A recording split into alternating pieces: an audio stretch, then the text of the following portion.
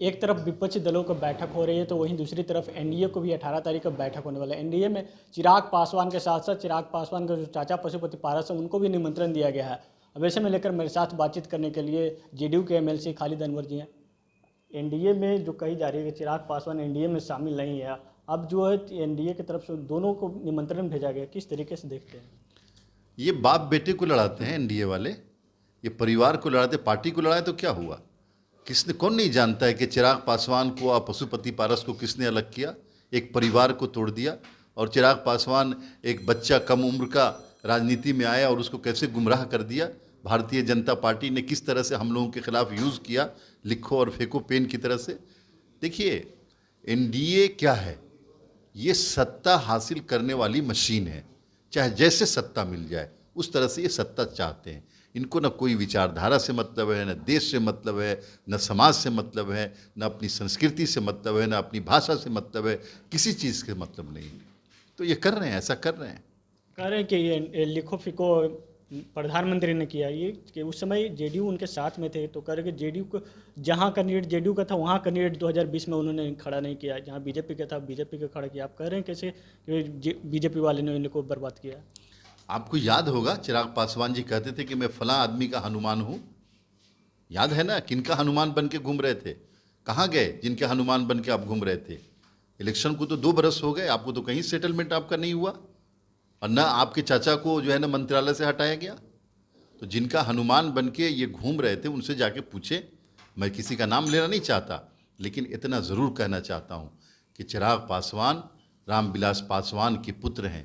रामविलास पासवान का एक political career है, एक वैचारिक करियर है, और उन्होंने हमेशा सामंती सोच के खिलाफ लड़ाई लड़ी, उन्होंने गरीबों की लड़ाई लड़ी। आज ये अमीरों की गोद में जाके बैठे हैं, ऐसे लोगों की गोद में जो गरीबों का पैसा लेते हैं और अपने अमीर मित्रों के बीच में बांटते हैं। ऐसी लोगों के गोद में जाके बैठ गए जो किसानों की हत्या कराते हैं, नौजवानों पे लाठियाँ चलवाते हैं और देश की प्रतिष्ठा को अपनी पार्टी के प्रतिष्ठा से नीचे रखते हैं।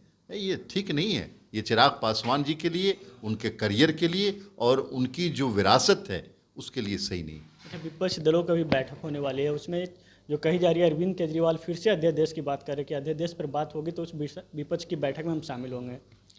नहीं नहीं, कांग्रेस पार्टी ने अपनी मीटिंग में डिसीजन ले लिया कि केजरीवाल जी अध्यादेश का विरोध करेंगे कांग्रेस पार्टी। और मैं पहले दिन से कह रहा हूँ, नीतीश कुमार जी पहले दिन से ये बात कह रहे हैं कि नेशनल इश्यूज़ में सभी पॉलिटिकल पार्टियां एक हैं, रीजनल इशू अलग अलग हो सकता है। पंजाब में कांग्रेस का स्टेक है, वहाँ आम आदमी पार्टी सरकार में, दिल्ली में कांग्रेस का स्टेक है, वहाँ आम आदमी पार्टी, तो वहाँ रीजनल लेवल पे विरोध हो सकता है, दूसरे की लड़ाई हो सकती है, लेकिन नेशनल इंटरेस्ट में सभी पार्टियां एक है। इसीलिए आज कांग्रेस पार्टी ने ये डिसीजन लिया है कि हम इस नोटिफिकेशन का हाउस में तगड़ा विरोध करेंगे। जेडीयू भी समर्थन करती है? जेडीयू तो हर उस फैसले का विरोध करेगी भारतीय जनता पार्टी की सरकार का, के फैसले का जो डेमोक्रेटिक नहीं हो, जो अलोकतांत्रिक हो और जो समाज के हित में नहीं हो, समाज को तोड़ने वाला हो, तमाम फैसलों का हम विरोध करेंगे। और अगर इसके बावजूद इन्होंने पास कर लिया तो हम सरकार बना करके उनको सबको रिव्यू करेंगे। विधानसभा घेराव मार्च के दौरान जिस तरीके से बीजेपी पर लाठीचार्ज किया गया, अब उसके लेकर कही जा रही है कि 24 घंटा में सरकार से रिपोर्ट मांगी जा रही है कि 24 घंटा में सरकार रिपोर्ट जारी करे। कैसे हुआ घटना? नहीं नहीं, सरकार ने एक कार्यकर्ता की मौत हुई थी और उसके लिए रिपोर्ट आई कि वो उनको हार्ट अटैक हुआ था, गिरने की वजह से मौत हुई। तो सरकार तो रिपोर्ट दे ही रही है, और सरकार को लोगों ने कानून, पार्लियामेंट ने कानून बना के दे रखा है, असेंबली ने कानून बना के दे रखा है। उस कानून के तहत सरकार चल रही है। भारतीय जनता पार्टी कानून का उल्लंघन करती है।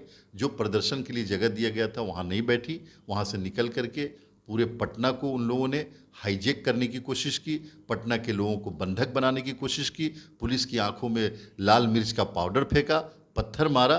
तो ऐसे लोगों के खिलाफ जो कानून कहता है वो कानून किया गया, उसी हिसाब से किया गया है, पुलिस ने किया है। अगर भारतीय जनता पार्टी चाहती है कि कोई भी प्रदर्शन करे, पुलिस को पीटे, तो एक पार्लियामेंट में कानून, बहुत तो कानून बनाते नहीं ये लोग, एक पार्लियामेंट में कानून बना दे कि बीजेपी के नेता कुछ भी करे, नहीं होगा तो हम लोग नहीं करेंगे।